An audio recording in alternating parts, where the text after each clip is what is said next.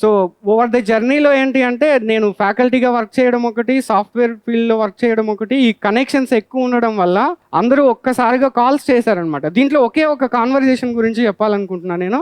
మా incharge head master, so 8th క్లాస్లో ఏం జరిగింది అంటే, నా పేరు కొంచెం జనరల్గా మహేష్, సాయి ఇలా అన్ని జనరల్గా ఉంటాయి కదా, సో నా నేమ్ కొంచెం డిఫరెంట్గా ఉంటుంది. సో మా ఫ్రెండ్స్ ఏదో అన్నారని చెప్పేసి నేను మా ఇన్ఛార్జ్ హెడ్ మాస్టర్ దగ్గరికి వెళ్ళి, మేడం ఇలా కొంచెం పేరు ఎందుకో డిఫరెంట్గా అనిపిస్తుంది, నేను చేంజ్ చేద్దాం అనుకుంటున్నా మేడం, ప్రాసెస్ ఏంటి అని చెప్పేసి అడిగా. సో మేడం వెంటనే నాకేం చెప్పారంటే, సరే మీకు అబ్దుల్ కలాం తెలుసా అని చెప్పేసి చెప్పారు. తెలుసు మేడం అంటే, మరి ఆ పేరు ఏమైనా, నేను కించపరచట్లేదు, జస్ట్ చెప్తున్నా మా madam conversation. So Abdul Kalam అనే నేమ్ కొంచెం డిఫరెంట్గానే ఉంది కదా, సో ఆయనకంటూ ఒక రికగ్నిషన్ వచ్చింది కదా, సో నీ పేరు నువ్వు కొత్తగా ఉంది, కొంచెం డిఫరెంట్గా ఉంది అంటున్నావు కదా, సో నీ పేరుకి నువ్వెందుకు గుర్తింపు తీసుకురాలేవు అని చెప్పి మేడం ఒక చిన్న క్వశ్చన్ మార్క్ రైజ్ చేశారు. సో ఈరోజు నేను రిజల్ట్స్ వచ్చిన తర్వాత మేడంకి కాల్ చేసే ముందు యూట్యూబ్లోకి వెళ్ళి నా పేరు PAKKIRAPPA ఈ నేమ్ టైప్ చేస్తే ఫస్ట్లో యూట్యూబ్లో వీడియో వస్తుంది నాది. సో ఏంటి అంటే, ఎప్పుడైనా సరే మనకి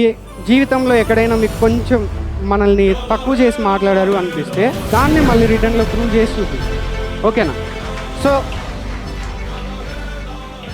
ఎప్పుడైనా చెప్పేది ఒకటే నేను, సో మన లైఫ్లో ఏది జరిగినా జరగకపోయినా సరే స్టాండ్ తీసుకొని మనకి కావాల్సిన దానికోసం ప్రయత్నించాలి. సో నేను ప్రతి ఒక్క వీడియోలో కూడా చెప్పింది లాస్ట్లో ఒకే ఒక కోట్ చెప్తా అండి, ప్రయత్న లోపం లేకుండా ప్రయత్నించాలి. ఓకేనా? సో మనము ఎన్నిసార్లు ఫెయిల్ అయినా సరే ప్రయత్నంలో ఫెయిల్ ఉండకూడదు. సో మనకి ఏదైతే కావాలనుకుంటున్నామో దానికోసం బాగా బలంగా ట్రై చేయండి. ఓకేనా? All the very best. Thank you.